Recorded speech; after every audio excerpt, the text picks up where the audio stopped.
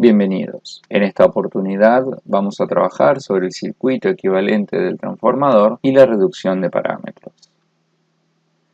En un transformador real vimos que los flujos de dispersión en ambos devanados no son nulos. En el circuito equivalente, los flujos dispersos del primario y secundario son representados por inductancias conectadas en serie en cada bobina. En un transformador real, la resistencia de cada devanado no es despreciable. En el circuito equivalente, las pérdidas en el cobre por efecto Joule incorporan resistencias a cada bobinado también conectadas en serie. En un transformador real, las pérdidas en el hierro no son despreciables. En el circuito equivalente, las pérdidas por corrientes parásitas son proporcionales al cuadrado de la tensión aplicada. Las pérdidas por histéresis magnética asociadas al reordenamiento de los dominios magnéticos en el núcleo son una función no lineal de la tensión aplicada al transformador. Y además es necesario aplicar una corriente de magnetización para establecer un flujo magnético en el núcleo. A continuación vamos a caracterizar cada uno de estos elementos que se incorporan al circuito equivalente del transformador. En principio vamos a analizar las resistencias de cada devanado. Ya hemos visto que la expresión que define las resistencias de bobinado son las siguientes. La resistencia del bobinado primario será la resistividad por la longitud de la bobina dividido la sección del conductor. La resistividad, en tanto, depende del material utilizado en la construcción, cobre o aluminio, y de la temperatura. Esto quiere decir que tanto la resistividad y por lo tanto la resistencia del conductor y de la bobina dependen de la temperatura de trabajo. Esto es muy importante tener presente tanto para la realización de ensayos de determinación de las resistencias, esto lo realizan en laboratorio, como para determinar las condiciones de operación de una máquina, porque no será lo mismo determinar cuál es la disipación que se obtiene por calentamiento de los bobinados a 20 grados o a 75 grados, que sería una temperatura normal de trabajo.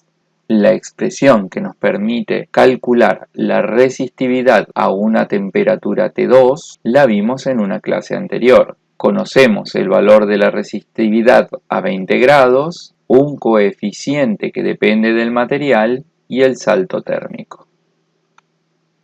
En un transformador real, los flujos de dispersión en ambos devanados no son nulos.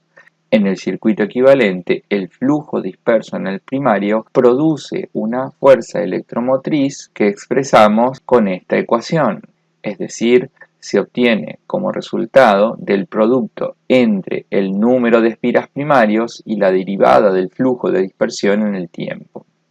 Ahora bien, como el recorrido de las líneas de flujo disperso cierran a través del aire, cuya reluctancia es mucho mayor a la reluctancia del núcleo, este flujo disperso es directamente proporcional a la corriente primaria. Si tenemos presente esta situación, podemos reexpresar esta ecuación en función de la corriente primaria de la siguiente manera, en la que introducimos la permeancia del aire y el número de espiras primarias.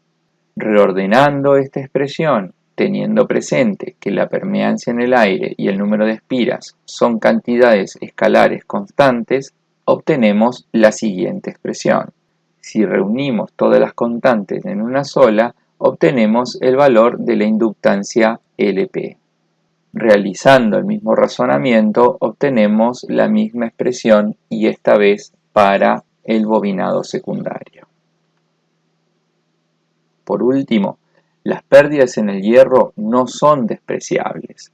En este caso, trabajamos sobre ambas componentes de la corriente de excitación. ¿Lo recuerdan?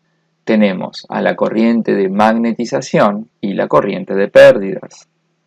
La componente fundamental de la corriente de magnetización atrasa 90 grados respecto de la tensión aplicada al núcleo. Por lo tanto, podemos representar una reactancia conectada en derivación con la fuente externa. La segunda componente que vamos a analizar es la corriente de pérdidas en el núcleo. La componente fundamental de la corriente de pérdidas en el núcleo está en fase con la tensión aplicada y se puede representar con una resistencia también conectada en derivación con la fuente externa. Hemos caracterizado cada uno de los tres elementos que componen el circuito equivalente del transformador real. Estamos en condiciones de presentar su circuito equivalente. Los elementos RP y RS corresponden a las resistencias de los bobinados primarios y secundarios respectivamente. Las reactancias XP y XS corresponden a los flujos dispersos de ambos devanados. En la rama paralelo presentamos una resistencia Rn y una reactancia XM. La resistencia representa las pérdidas por corrientes parásitas de Foucault y estéresis magnética, en tanto que a través de la reactancia circulará la corriente de magnetización necesaria para establecer un flujo magnético en el núcleo. Un último paso. Vamos a eliminar el acoplamiento magnético y reducir los parámetros del secundario al primario. Veamos. La resistencia RS secundario reducida al primario será A al cuadrado por RS, es decir, la relación de transformación al cuadrado por el valor de la resistencia, en tanto que la reactancia XS se reduce al primario multiplicándola por la relación de transformación elevada al cuadrado. Pregunta para la clase. ¿Queda algún otro parámetro por reducir del secundario al primario? Las respuestas de cada uno en la plataforma.